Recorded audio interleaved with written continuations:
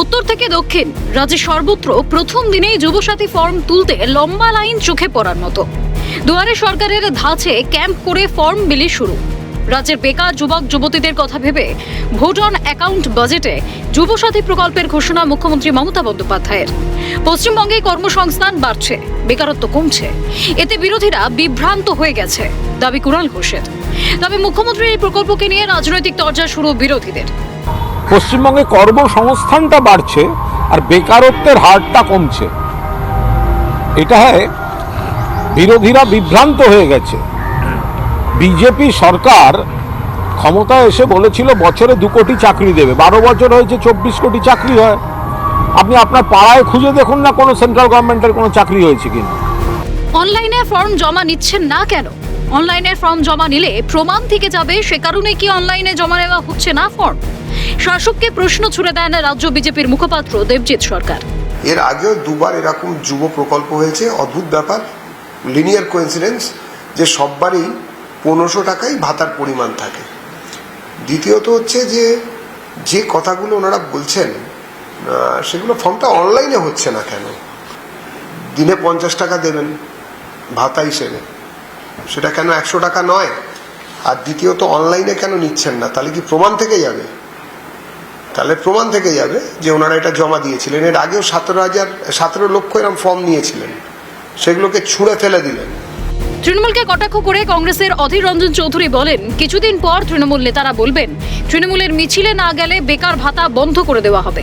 বলবেই, এখানে ভাতার তো কোনো ঠিক ঠিকানা নাই। কালকে বলবে ভাতা দিয়েছি, এবার পার্টির মিছিলে চল, এটা করবে কাল থেকে।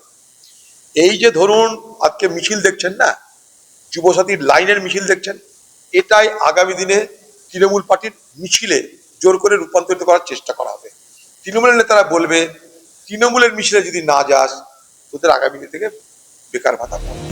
কেবল ভোটের আগে ক্যাডার ভাতা হিসেবে কি যুবসাথী চালু করা হলো? এক সময় আবার বন্ধ হয়ে যাবে। বেকার যুবকদের ভবিষ্যৎ নিয়েও প্রশ্ন তোলেন দিলীপ ঘোষ।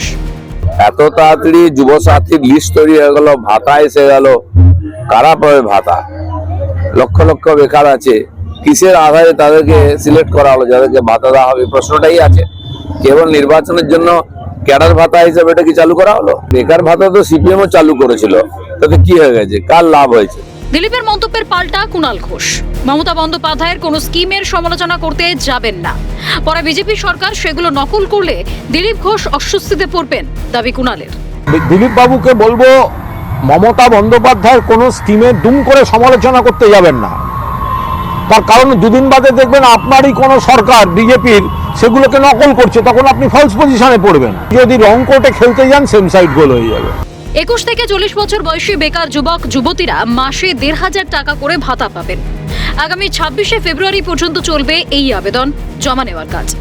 এপ্রিল থেকেই সরাসরি উপভোক্তাদের ব্যাংক অ্যাকাউন্টে টাকা ঢুকবে। ভোটের আগে রাজ্য সরকারের এই স্কিমকে মোটেও ভালো চোখে দেখছেন না বিরোধীরা।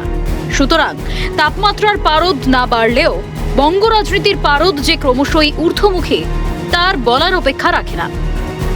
ক্যালকাটা নিউজ।